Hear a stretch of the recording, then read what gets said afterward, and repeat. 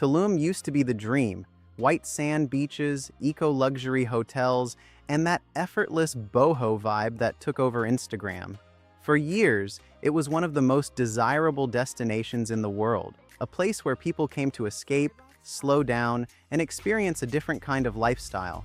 But in 2025, something feels off. Beaches aren't as full as they used to be.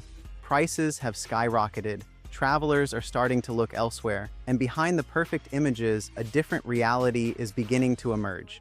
This isn't just a slow season or a temporary dip, it's something deeper. Here are the real reasons behind the fall of Tulum. 1. Luxury that pushes people out.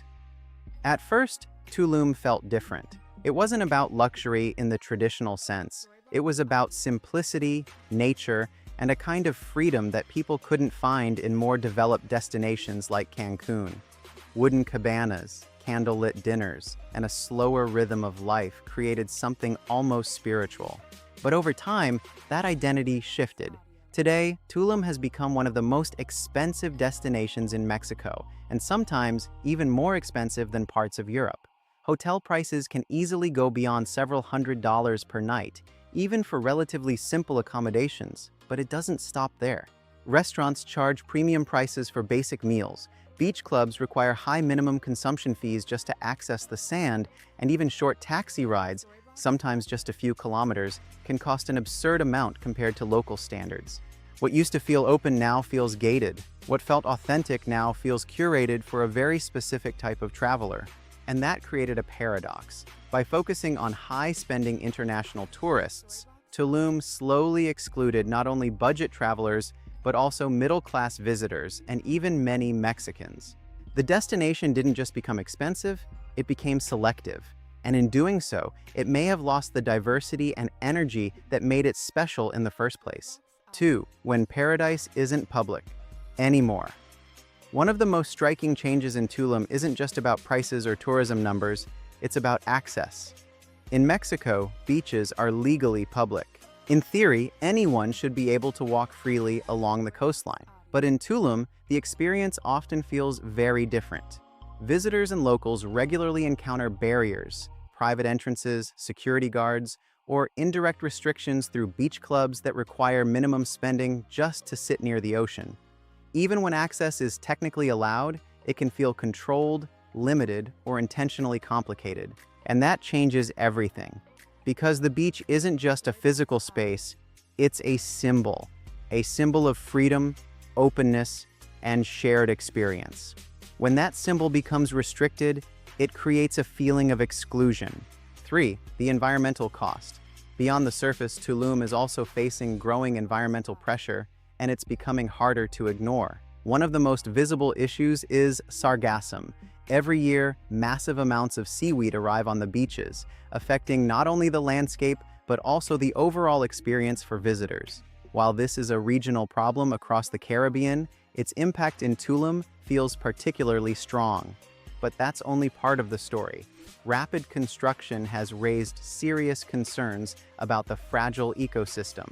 Cenotes, the underground water systems that define the region, are increasingly exposed to contamination due to inadequate infrastructure and wastewater management.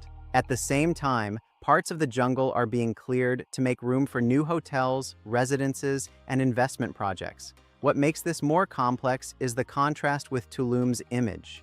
The destination still promotes itself as eco-friendly, sustainable, and connected to nature. But in reality, many of these practices are being questioned.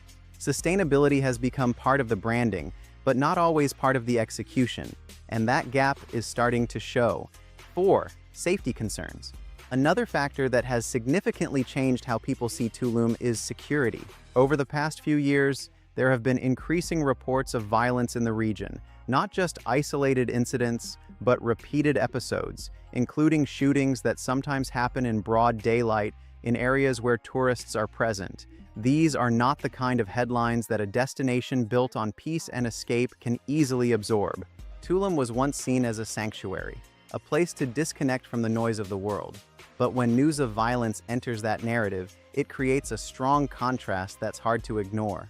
Even if the reality on the ground is more complex, the image has changed. And in tourism, image often matters just as much as reality. 5. The Icarus effect. To understand what's happening in Tulum, it helps to step back and look at the bigger picture. Some analysts describe this kind of situation as the Icarus effect.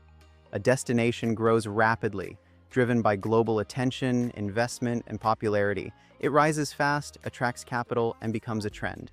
But eventually, that growth reaches a point where balance is lost. That's what may be happening here. Tulum became a global icon almost overnight. Investors rushed in, real estate projects multiplied, and the destination expanded at a pace that few places can sustain long-term.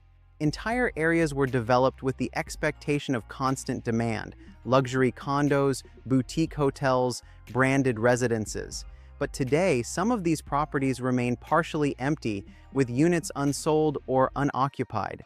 It creates a disconnect between supply and reality. Tulum didn't just grow, it accelerated. And when growth happens faster than infrastructure, regulation, and community adaptation, it often leads to instability. In a way, Tulum may have flown too close to the sun, powered by success, but vulnerable to its consequences.